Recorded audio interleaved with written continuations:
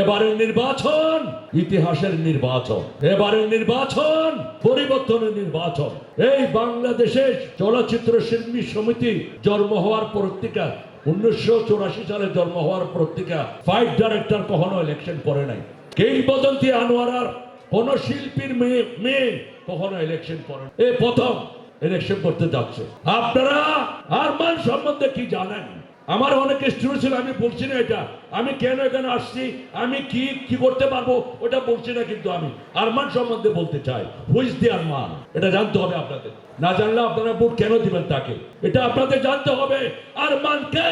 ওই 2 টাকা বললাম তোর আরমান, 2 টাকা দিয়ে বল নিয়েছিল এই ইন্ডাস্ট্রিটা আরমান। আজকে কি হয়েছে? ফাইটারের পরে কি হয়েছে? ফাইট ডাইরেক্টর পরে কি হয়েছে? প্রডিউসারের পরে হয়েছে পরিচালক। কোন পরিবর্তন পাইছেন? কোন পরিবর্তন পাই। একই আরমান, যেরকম দেখছিলেন এরকম রয়ে গেছে। আরমান কি বানাইছে?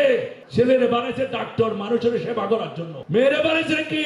ব্যারিস্টার, মানুষের সেবা করার জন্য। তাই তো আরমানের কোন পরিবর্তন দেখছেন?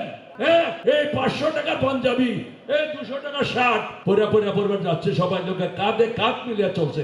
এই আরমান, তাই না? দেখতেছেন তো আপনারা? আরমান এখানে দাঁড়ায় নাই, আরমানকে আনানো হয়েছে এই সমিতিতে ইলেকশন করার জন্য। আরমানকে আনানো হয়েছে, আরমান দাঁড়াইতে চায় নাই, আরমান ইলেকশন করতে চায় নাই। সব সময় বলে আমরা এমএ পাস, আরমান কি পাস? এই বেটা Arman director, fight director. Arman যে চরিত্র অভিনয় করছে আপনারা চুকিয়ে দেখেন না এই চরিত্র।